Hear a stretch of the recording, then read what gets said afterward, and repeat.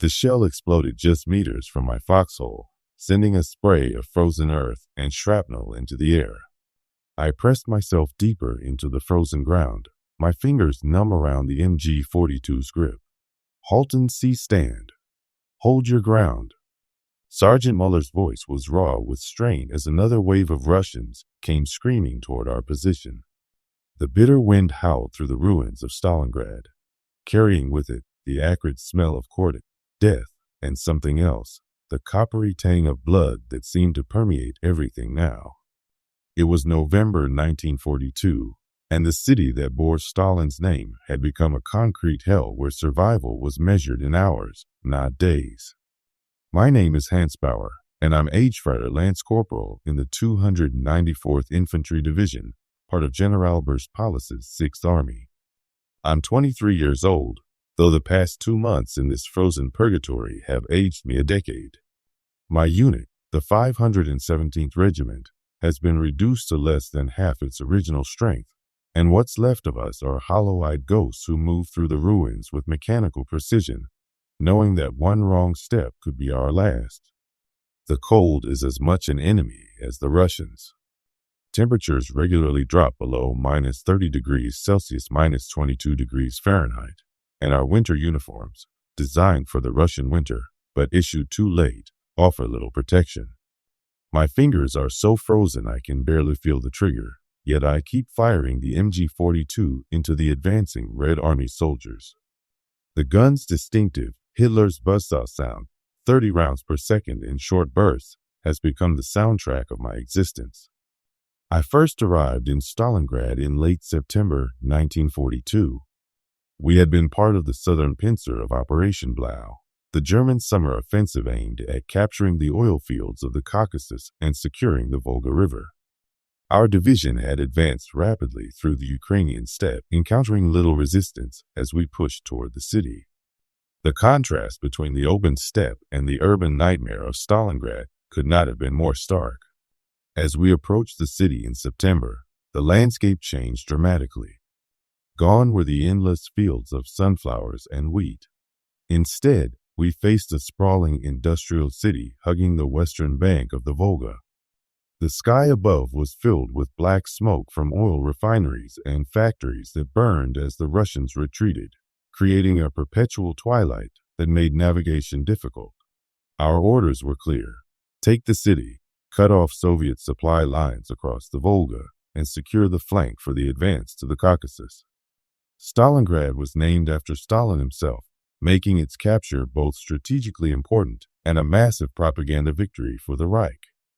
The 6th Army, under General Paulus, was the primary force for the attack on the city, with elements of the 4th Panzer Army supporting us.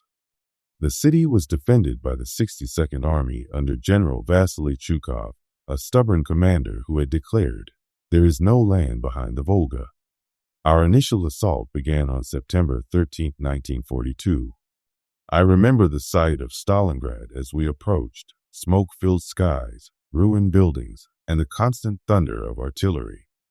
The city was a labyrinth of factories, apartments, and workers' settlements that would become the most infamous battleground of the war. The fighting from the start was brutal. The Russians fought with a desperation we hadn't seen before, defending every building, every room, every floor with fanatical courage. Our tactics, which had worked so well in the open terrain of Europe, were useless here. We had to adapt to street fighting, room-to-room combat, and the constant threat of snipers hidden in every conceivable location. The first weeks of fighting saw us make steady progress, capturing large parts of the city, including the central railway station and the Mamayev Kurgan, a prominent hill overlooking the city. But every advance came at tremendous cost. Casualties mounted daily, and replacements were few and far between. By early November, we had secured most of Thessaly, but the Russians still held small pockets along the riverbank, particularly in the industrial district with its giant tractor factory and the Red October steel plant. The fighting there was particularly fierce, with both sides suffering heavy losses. I was part of an assault on the Red October steel plant in early October. The Russians had turned the factory into a fortress, with machine gun positions in every window and snipers in the gantries above. We advanced cautiously, using cover wherever we could find it.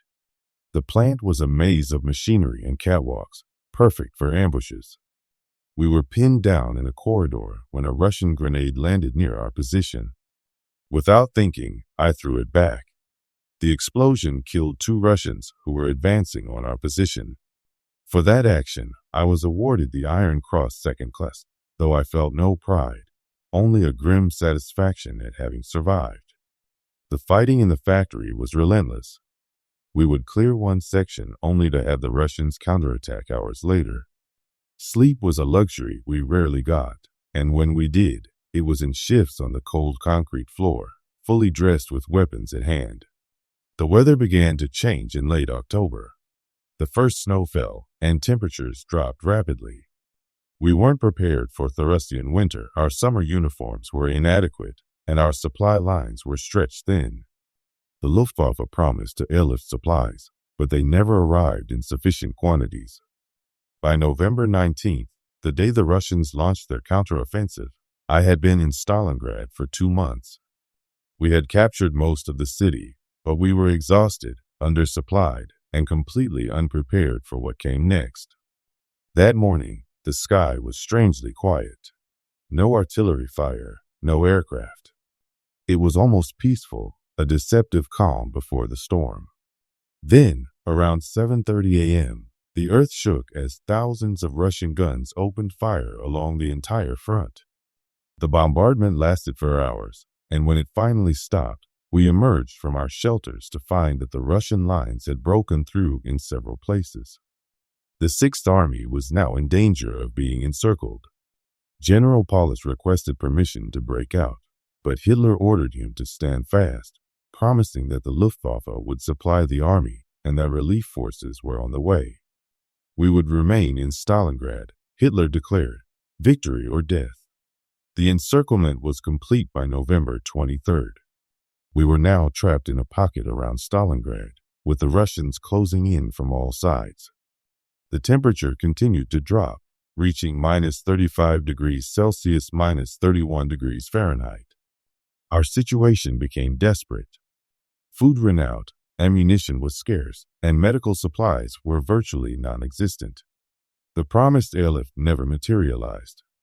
The Luftwaffe could only deliver a fraction of what we needed, and even those supplies often didn't reach us due to Russian anti-aircraft fire and bad weather.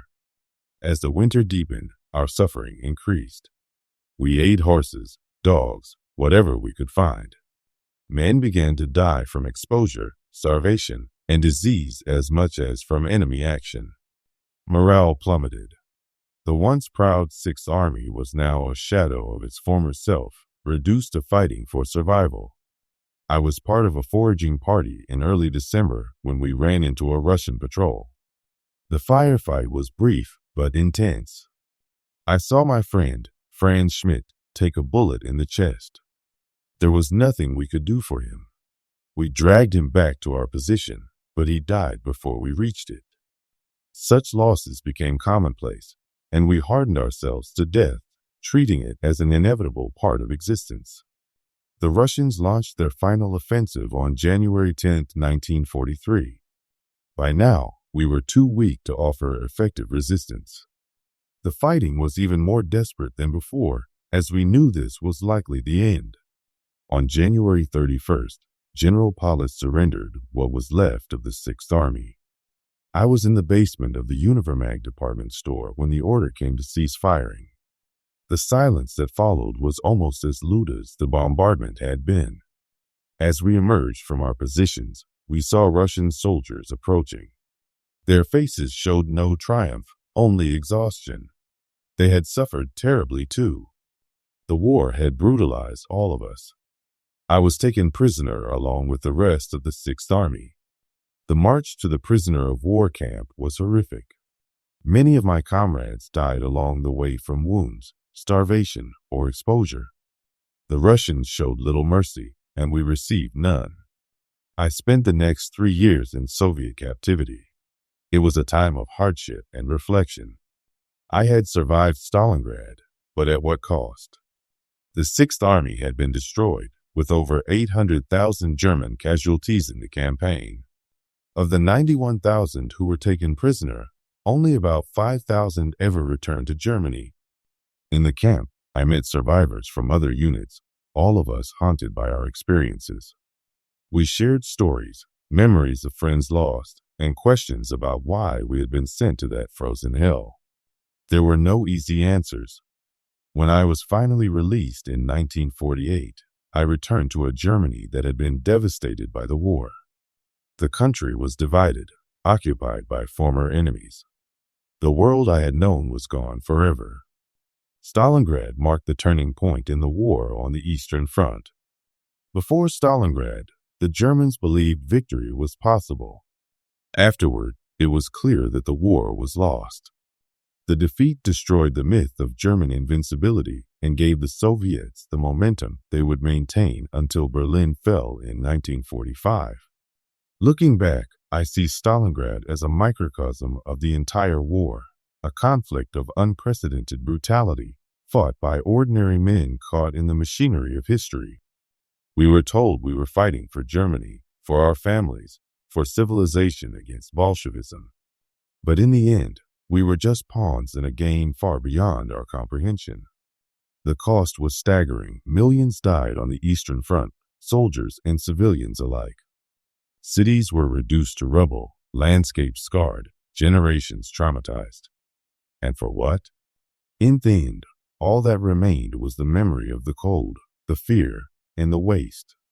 I think of the Russians I fought against, the young men like myself who were thrown into the same meat grinder. Were they so different from us? Did they not have families waiting for them? Did they not fear death and long for peace?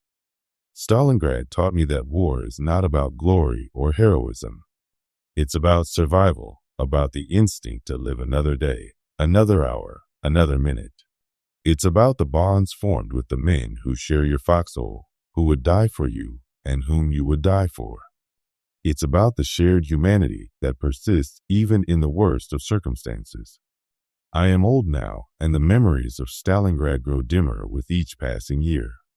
But I will never forget the cold, the smell of cordite, the faces of the men who didn't make it, or the sheer absurdity of it all.